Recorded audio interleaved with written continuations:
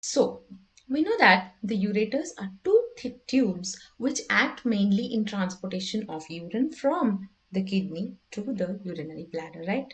It's a very basic thing. We all are familiar with that. Now, the right ureter comes from the renal pelvis, crosses the pelvic brim and enters the pelvic cavity. Okay, so we know that this is the renal pelvis over here. So from here, the ureter is originating. And the pelvic brim, it crosses the pelvic brim. What is the pelvic brim? It is nothing but the inlet of the pelvis. The line which is drawn at the inlet of the pelvis is the pelvic brim. So if this is the abdomen, let me just make it simple for you. If this is the abdomen and this is the pelvis, what we have here is going to be called as the pelvic brim. Okay. So it crosses this pelvic brim and enters the pelvis. Okay. So it arises from the renal pelvis, crosses the pelvic brim and enters into the pelvic cavity. And it opens into the posterior part of the urinary bladder. Similarly, the left ureter arises from the left renal pelvis, comes into the abdomen, crosses the pelvis and opens into the posterior surface of the urinary bladder. Right. Now, I have just explained what is the pelvic brim.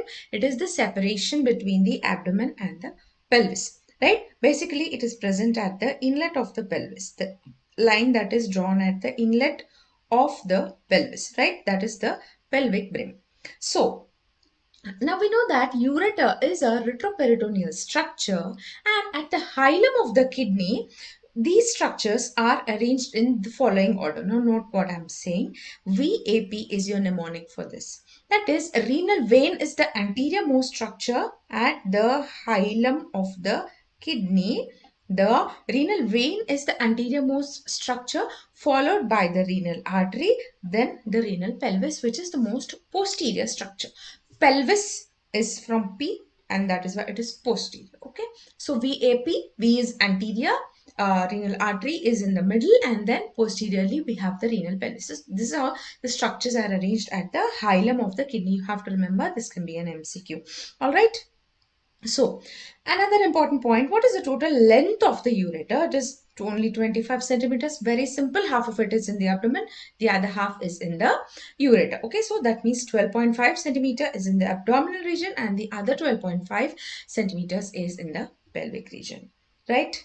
Now, the ureter is normally split into two parts. We have just seen that it is abdominal and the pelvic. So, how are we going to differentiate? Where do we say that this is the abdominal ureter? This is the pelvic ureter.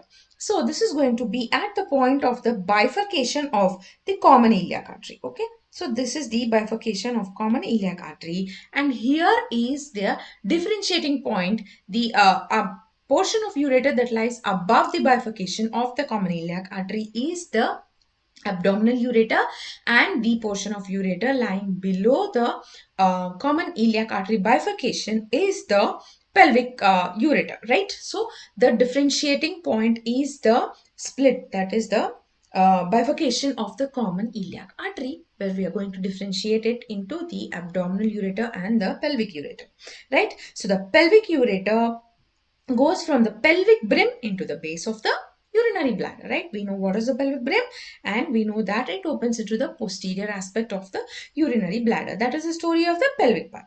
And the abdominal part goes from the renal pelvis up to the bifurcation of the common iliac artery, right? That is clear. Now, look at this scary image over here. We have to understand the various relations of the ureter. Now we'll just simplify it into a tabular form so that you can memorize it. Now we have to understand that the abdomen has different organs on the right side and the left side, right? So accordingly, the relations of the right ureter and the left ureter with respect to whether it is abdominal part or the pelvic part are also going to differ. So let's try to memorize them. So anteriorly, first we will be looking at the right ureter.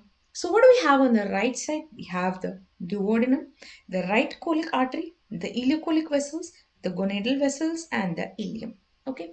So just remember, it's going to be duodenum and ileum, and then three vessels. What are these? Right colic, ileocolic, and the gonadal. Right. Again, let's repeat the anterior relations of the right ureter, that is the abdominal part of the right ureter.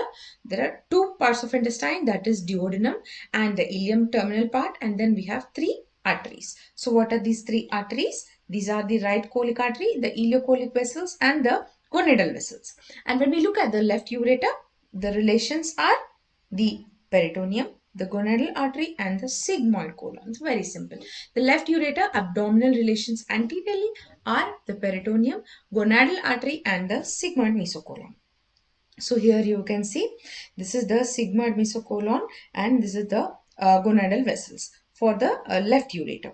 Here on the right side we have the second part of duodenum, right colic vessels, ileocolic vessels, right gonadal vessels, and the terminal part of ileum, which is not present in this image. Okay, and medially, the right ureter, right side, we have the inferior vena cava, right? So here it is inferior vena cava, and the left ureter is related medially to the inferior mesenteric vein and the left gonadal vein. What are the two veins for the left ureter?